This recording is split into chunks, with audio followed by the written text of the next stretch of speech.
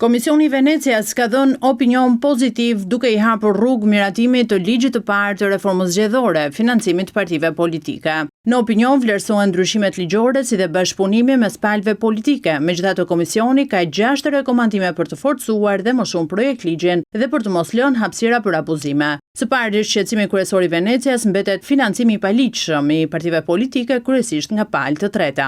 Rregullimi më gjithëpërfshirës i financimit të fshehur dhe financimit indirekt nga palë të treta dhe subjekte të lidhura ose të kontrolluara nga partitë politike. Një tjetër rekomandim është ai për raportet financiare. Kërkohet që partive politike të mos u lihet asnjë hapësirë për të fshehur apo shmangur detyrimet për të raportuar çdo të ardhur apo shpenzim. Duke e bërë të qartë në ligj se raportet financiare të partive politike duhet të përfshinë në mënyrë të detajuar të gjitha burimet e të ardhurave, shpenzimet, asetet, detyrimet, kredit, borxhet, garancit, kontributet në natyrë, shërbimet në vlerën e tregut, transaksionet e subjekteve të lidhura, mbështetjen publike në natyrë, shpenzimet për median dhe komunikimin digjital dhe grantin për barazin gjinore dhe të rinjt, dhe duke marrë në konsiderat detyrimet më të shpeshta të raportimit. Si autoritet mbikëqyrës i partive politike, Venecia rekomandon forcim të Komisionit Qendror të Zgjedhjeve në këtë rol krahas ndryshimeve ligjore. Forcimi mbikëqyrjes së financimit partive duke përfshirë krijimin e mekanizmave të përcaktuar qartë për bashkëpunimin midis Komisionit Qendror të Zgjedhjeve dhe agjencive të tjera shtetërore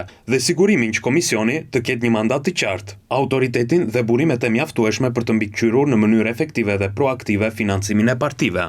I vetmi rishikim konkret që kërkon Komisioni Venecias është ai për sanksionet për partitë politike së sanksionimit në proporcion me rritjen e gjobave. Rishikimin e dispozitave sanksionuese për të siguruar që sanksionet janë të disponueshme për shkeljet e të gjitha detyrimeve dhe ndalimeve sipas projektligjit, duke ofruar një gamë të gjerë të sanksioneve të ndryshme për të siguruar që ato janë efektive, proporcionale dhe dekurajuese, duke marrë në konsiderat rritjen e diapazonit të gjobave të caktuara administrative.